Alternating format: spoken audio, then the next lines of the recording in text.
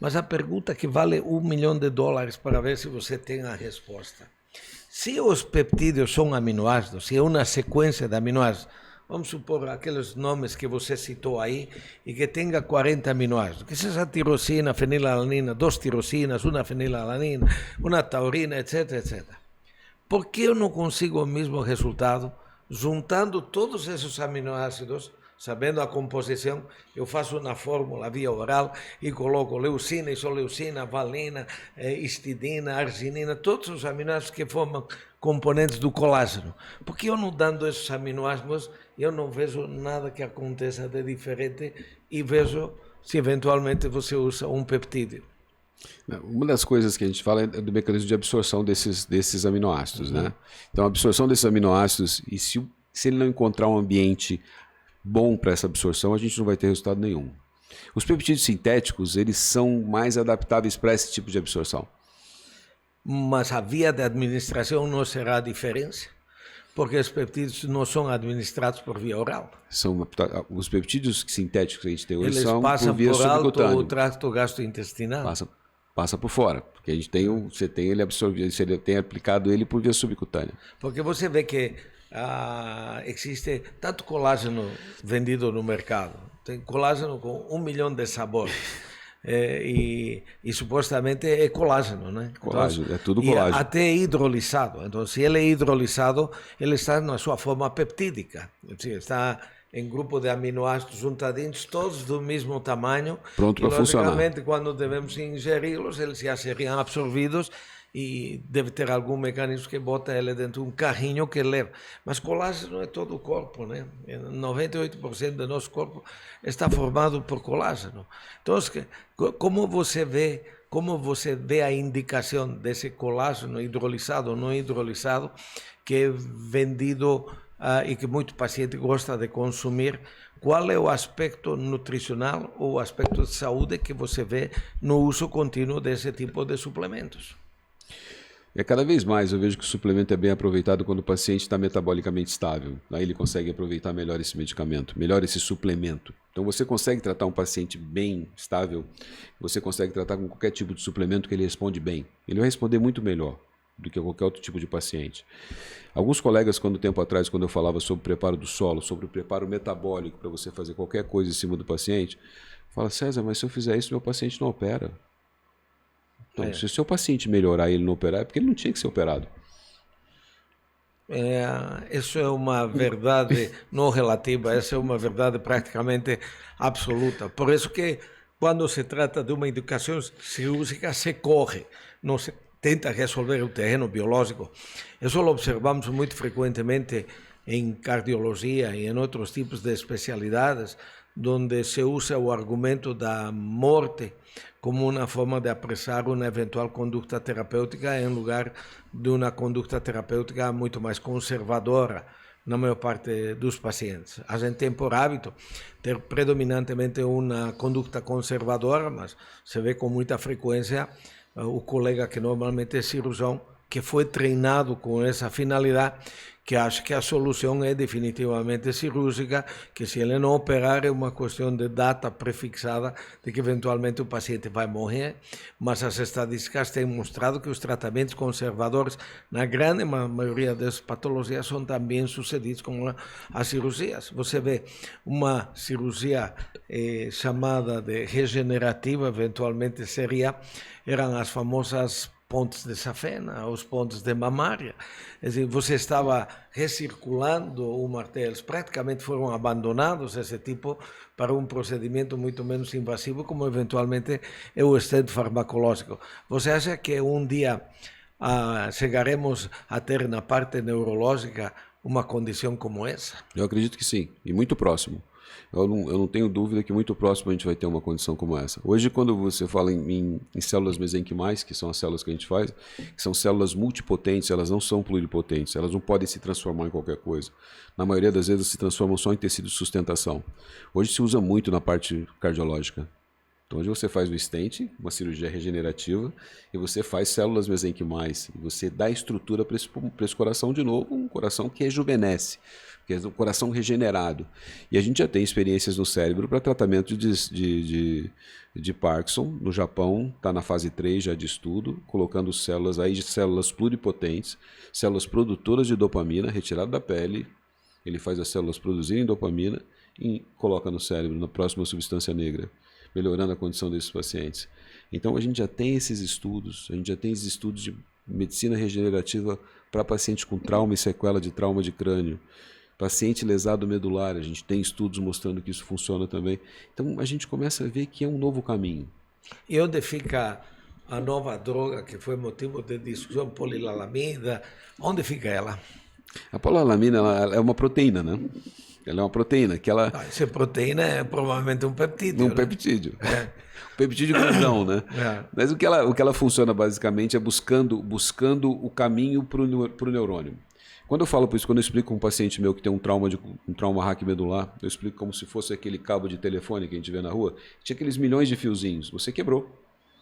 Ele vai se juntar de alguma maneira, mas você não sabe se um fiozinho da ponta vai encontrar o mesmo fiozinho.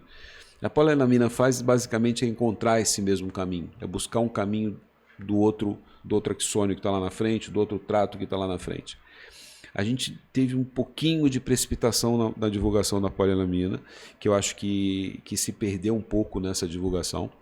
Então se perdeu um pouco de tempo com relação à patente dela, que ela perdeu a patente fora do Brasil, e se adiantou um pouco em termos de exposição dos pesquisadores e dos pacientes. Isso a gente pode frustrar um pouco a população que acreditou muito, e a gente também acreditou muito como médico. Então a gente precisa de resultados mais consistentes para poder que isso funcionar. Eu espero que isso não atrase outros projetos, como os projetos de célula-tronco para regeneração de trauma raquimedular, que também está correndo por fora e também está acontecendo. Mas eu acho que é uma coisa que vai acontecer, mas não nos próximos 2 ou 3 anos. Eu acho que é para cima de 5 anos.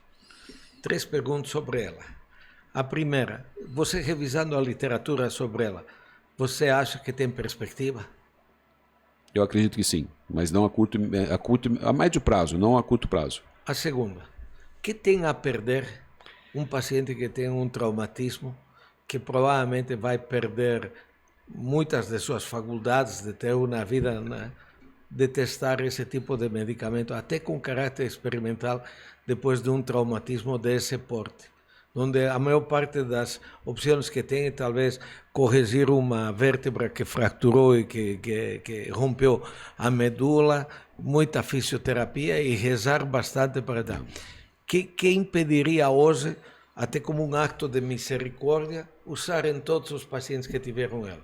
Qual é a quantidade de efeitos colaterais que podemos esperar? Quantos pacientes morreram por causa de utilizar ela? Existe um trabalho no Japão, que é esse trabalho das células-tronco para Parkinson. No Japão existe uma coisa que eles chamam fast track, que quando um trabalho é muito importante, bem para a comunidade, para pessoas que estão necessitando disso de origem imediata, ele anda rápido. Então esse trabalho anda muito rápido. Coisas que não acontecem fora do Brasil, nem nos Estados Unidos e nem no Brasil.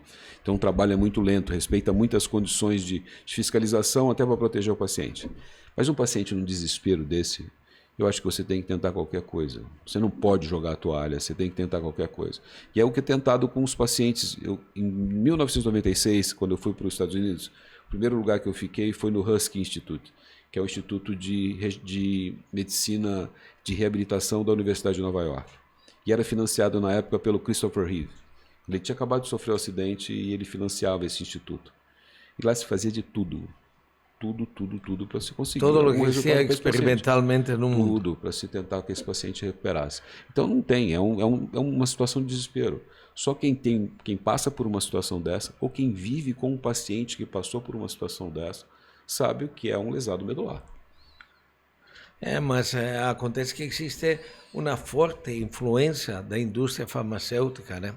Porque nós, apesar de que esse produto tinha envolvimento de uma indústria farmacêutica nacional, mas que não tem o potencial das grandes indústrias farmacêuticas de fora, o que talvez limitou o crescimento desse tipo de substância.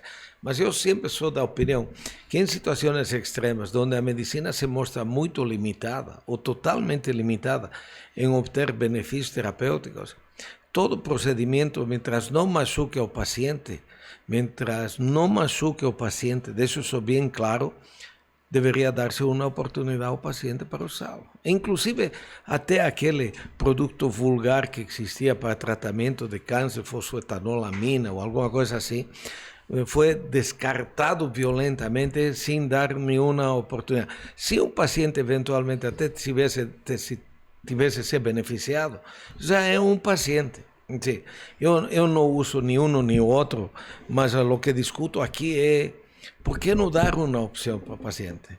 Por que só usar aquilo que é 100% convencional? E nós sabemos que a maior parte dos procedimentos convencionais, as evidências deles são muito pobres na maior parte dos casos.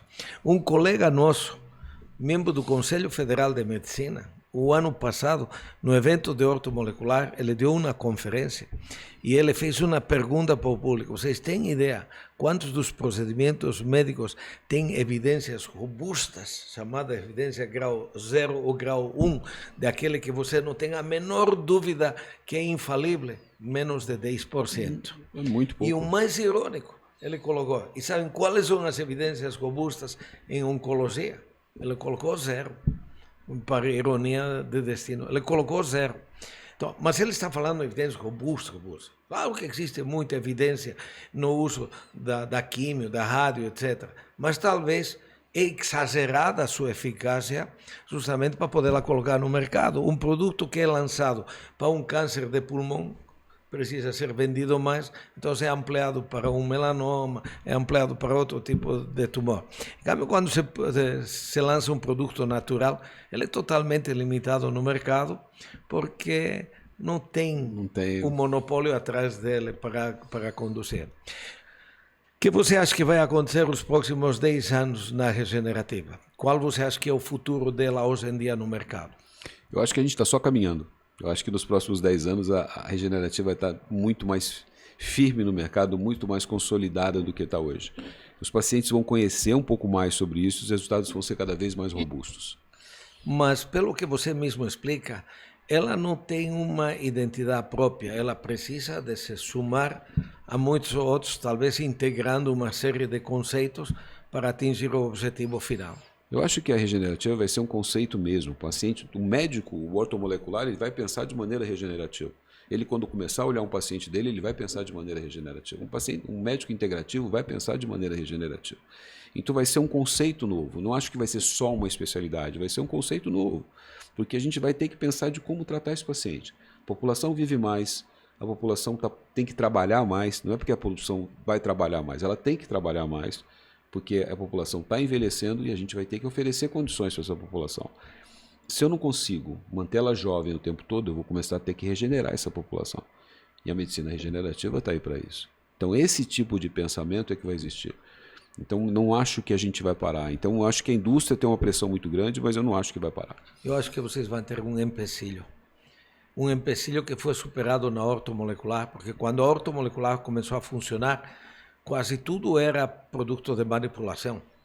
Hoje em dia, quase tudo o que tem na ortomolecular, a indústria farmacêutica produz, fabrica, coloca como produto acabado para consumo, para uma indicação, sem o jogo de personalizar o tratamento. Quando você fala em células mesenquimatosas, quando você fala em PPR, são tratamentos totalmente individualizados.